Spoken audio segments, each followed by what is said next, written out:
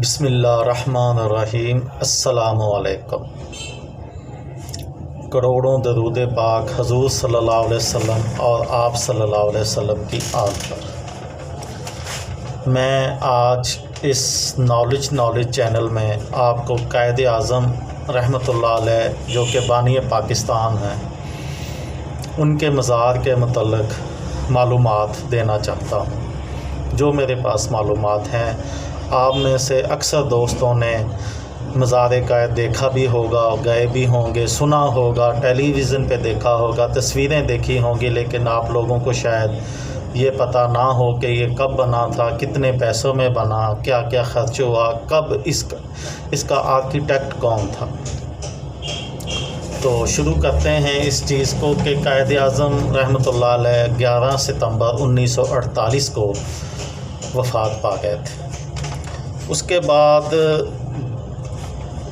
گزشتہ نصف صدی سے زائد ہمارے شعراء نے جو ہے اس کو اپنے کلام سے، ادیبوں نے، دانشوروں نے اپنے انداز سے خراج تحسین پیش کیا۔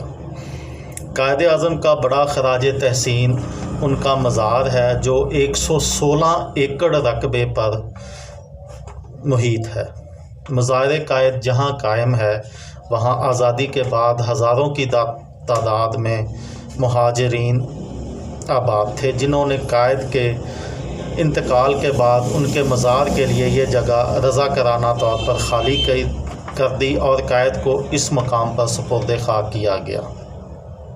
مزار قائد کے لیے جگہ خالی کرنے والے مہاجرین کو حکومت نے دوسرے علاقوں میں جگہ دی۔ اس کے بعد جو ہے وہ مقبرے کے ڈیزائن کے لیے ترکی کے نقشہ نویس واصفی ایگانی، بھارت کے نواب زین یار جنگ اور برطانیہ کے ریگلین نے اپنے نقشے پیش کیے، جن سے ابتدائی طور پر ترکی کے نقشہ نویس کے نقشے کو منظور کیا گیا، لیکن قائد کے قریبی ساتھی اور ان کی بہن محترمہ فاطمہ جناح نے کی خواہش پر ممبئی کے معروف نقشہ نویس یحییٰ مرچنٹ کو خصوصی طور پر پاکستان آنے کی دعوت دی گئی، جنہوں نے مادر ملت کی تخیلات اور تصورات کو سامنے رکھ کر نقشہ بنایا، جو آج اپنی پوری آب و تاب کے ساتھ کراچی کے کلب میں عملی شکل میں موجود ہے۔ دسمبر 1959 میں 1959 میں یحییٰ مرچنٹ نے اپنا نقشہ جمع کرایا اور تمام منظوری کے بعد 31 جولائی 1960 کو باقاعدہ کام شروع ہو گیا۔ مقبرے کی مرکزی عمارت اسکوائر ہے، جس میں 116 فٹ کے حساب سے دیواروں کی بنیاد بنائی گئی ہے۔ دیواروں میں 4 محرابیں ہیں جن کی چوڑائی 22 فٹ اور لمبائی 36 فٹ ہے۔ اندرونی عمارت میں استعمال کیے گئے مالا گوری سفید ماربل میں ترتیب کا خاص خیال رکھا گیا ہے۔ قائد کی اصل قبر تہ خانے میں ہے، جبکہ اس سے مشابہ مقبرہ مرکزی چیمبر میں ہے، جہاں سے 4 راستے تہ خانے کی جانب جاتے ہیں۔ مرکزی چیمبر میں بنائے گئے استقبالیہ مقبرے کے ارد گرد چاندی اور پیتل کے احاطے بنائے گئے ہیں۔ مقبرے کی بنیاد سے بالکونی تک اونچائی 52 فٹ ہے، جبکہ سیمنٹ اور کنکریٹ سے بنائے گئے گنبد کا اندرونی قطر 70 فٹ ہے، جو بالکونی سے 15 فٹ اونچائی پر مبنی دیوار کے اوپر بنایا گیا ہے۔ قائد اعظم کا مقبرہ مکمل طور پر زلزلہ پروف ہے اور مزار کے اندرونی حصے میں مشابہ مقبرے کے اوپر نصب گولڈیٹڈ فانوس نے مزار کی خوبصورتی میں 4 چاند لگا دیے ہیں۔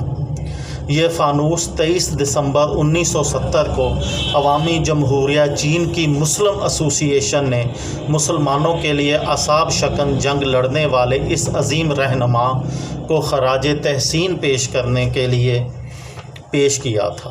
یہ فانوس 81 فٹ بلند ہے۔ مزار کی مرکزی عمارت کے مشرقی حصے میں لیاقت علی خان، رانا لیاقت علی، سردار نشتر اور محترمہ فاطمہ جناح کی قبریں ہیں، جبکہ شمال کی جانب قائم حال میں قائد اعظم کے زیر استعمال ان کی ذاتی اشیاء رکھی گئی ہیں۔ ان نوادرات کو ٹیک کی عمدہ لکڑی سے بنوائے گئے بکس میں رکھا گیا ہے۔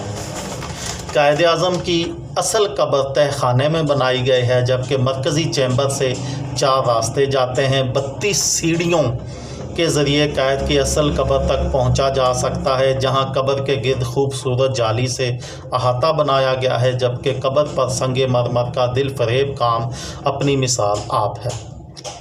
قبر کے تقدس کو پامال ہونے سے بچانے کے لیے اصل قبر سے مشابہ مقبرہ اوپر تعمیر کیا گیا ہے، جہاں لوگوں کی بڑی تعداد حاضری دیتی ہے۔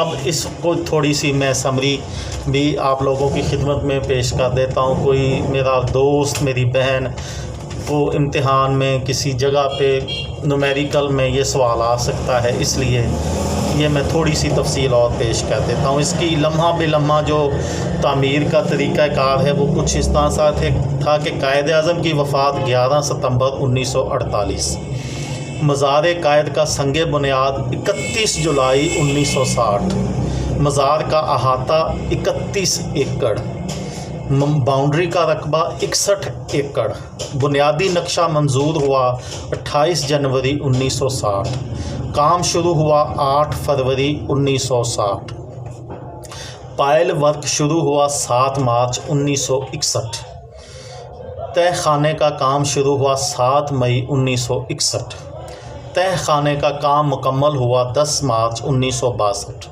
مرکزی عمارت پر کام شروع ہوا 1 اگست 1962، مرکزی عمارت پر کام مکمل ہوا 2 جون 1970،